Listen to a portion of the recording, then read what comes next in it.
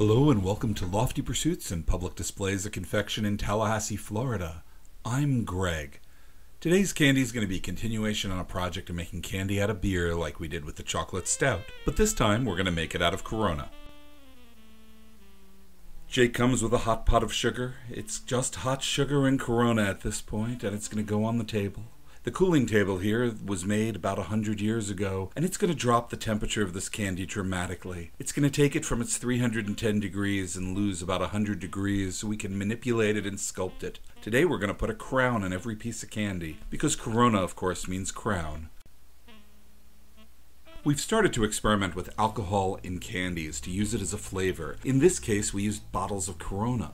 In other cases, we did chocolate stout for our St. Patrick's Day mix, vanilla whiskey for it as well, and those are up for sale on our site. We've also done in the past tiki drinks. We had a lot of fun with different series of this.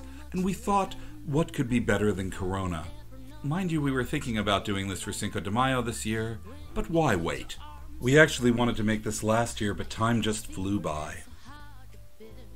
By the way, this contains no alcohol. Alcohol has a much lower boiling point than water, and we boil off all the water and the alcohol goes first.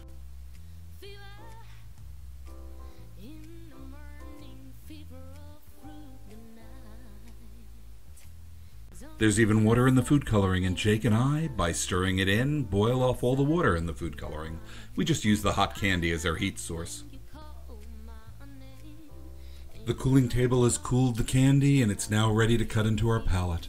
We have a clearish yellow section, a blue section, and of course, the gold for the crown.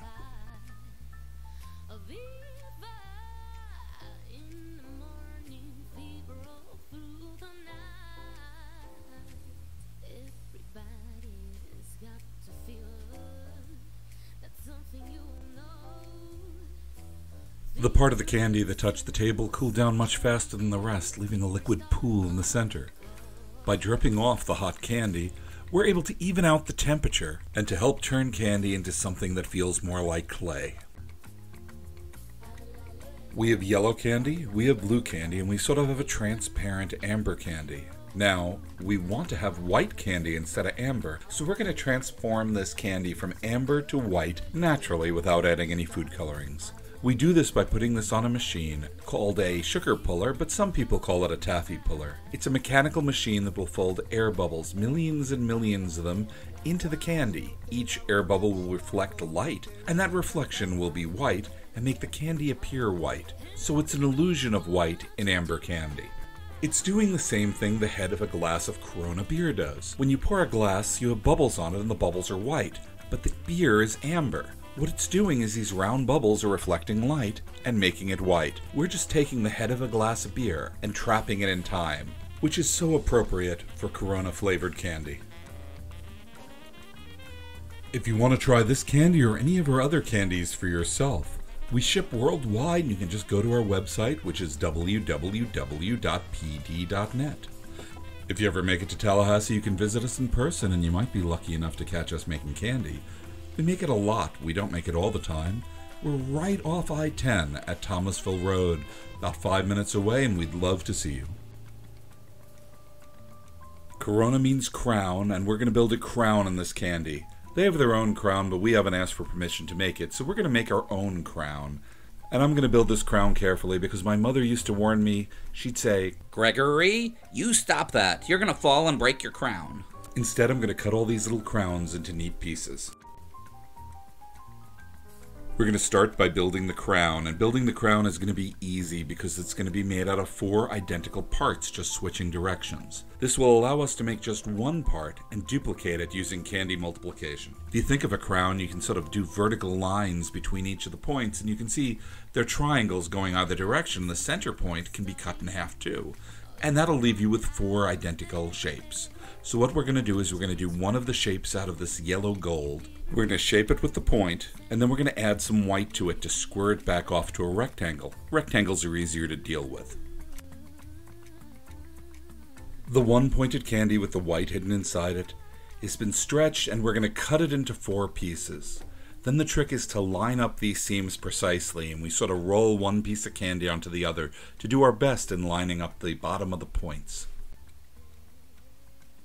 Now we're going to use that pulled white we've been saving, and we're going to use it to wrap around the crown and provide a nice spacer. And of course the air bubbles in the white don't just serve to reflect light, they also provide more surface area for the flavor. And we want the flavor to come through because this is a weird flavor. We're putting sweet in with beer. And it's come out great. And it's got this weird delay. You take the candy and you taste sweet, but the beer flavor comes after by several seconds.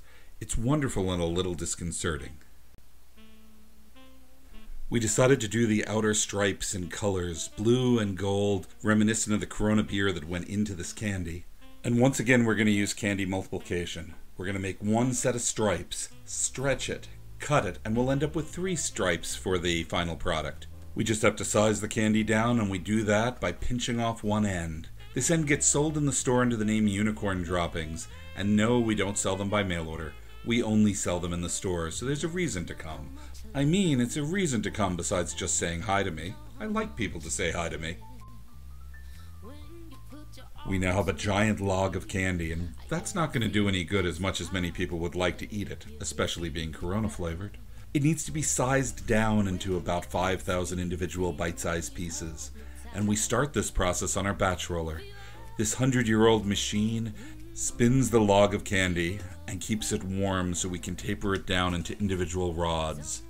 The rods then will cool and be cut up.